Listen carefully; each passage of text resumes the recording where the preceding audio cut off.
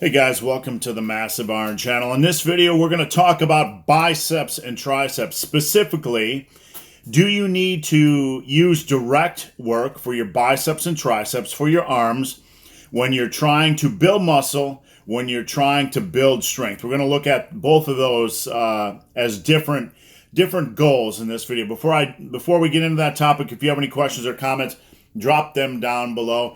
If you have a good topic, I'll turn it into video just like this. And don't forget, if you need a workout assessment, you need exercise form assessment, or you need weight loss coaching, check out my links down below to superlivingtoday.com. Also have Massive Iron t-shirts. All right.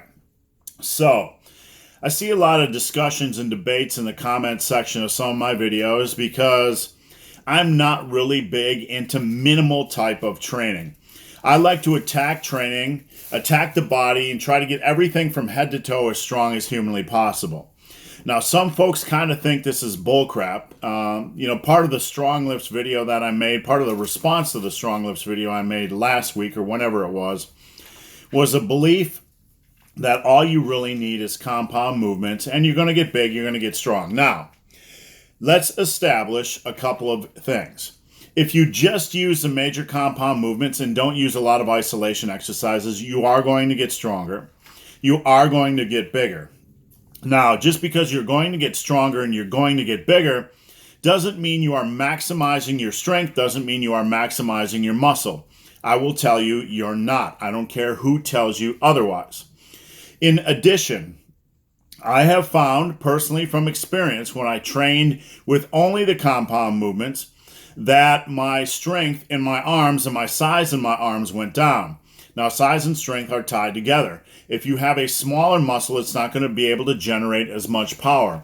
In addition, when I cut back on direct arm work, I noticed things like I was picking up strains in my brachialis, in my biceps on bench press from bench pressing. I also noticed that my eccentrics seemed noticeably slower.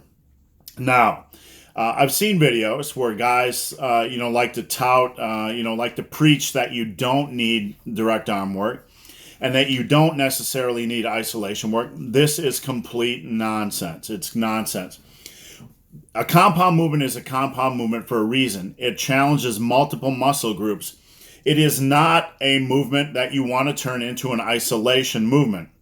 Now, to generically give the advice that you don't need an isolation movement, and beyond that, to lay out generic advice to kind of proclaim that to position that all isolation movements are the same is complete and utter lunacy. It's a steaming pile of crap. I hate any advice or any pseudo coach, any wannabe coach on YouTube or on the internet that lumps all exercises equally, like you don't need isolation exercises. You know what? Not all isolation exercises are created equally.